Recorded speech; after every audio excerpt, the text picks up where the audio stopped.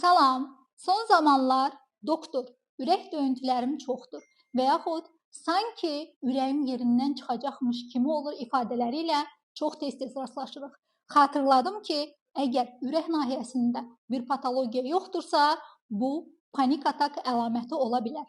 Panik atak zamanı döş qəfəsində ağrılar, ürək döyüntülərinin sürətlənməsi, nəfəs darlığı, boğulma, tənginəfəslik və yaxud arterial təzyiqin yüksəlməsi, bədəni isti basması, əlin ayağın buza dönməsi, əldə ayaqda keymə, tərləmə, titrətmə, mədə-bağırsaq nahiyəsində bir narahatlıq və həmin anda pasiyent düşünür ki, yıxılacam, bayılacam, öləcəm, dəli olacam, ağlımı itirəcəm və s.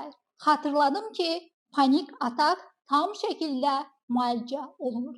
Əgər özünüzdə bu əlamətlərdən bir neçəsi varsa, vaxtında mütəxəssisə müraciət edin. Hər zaman sağlam olun. Sizin nevroloq Dr. Jalə Qarayeva.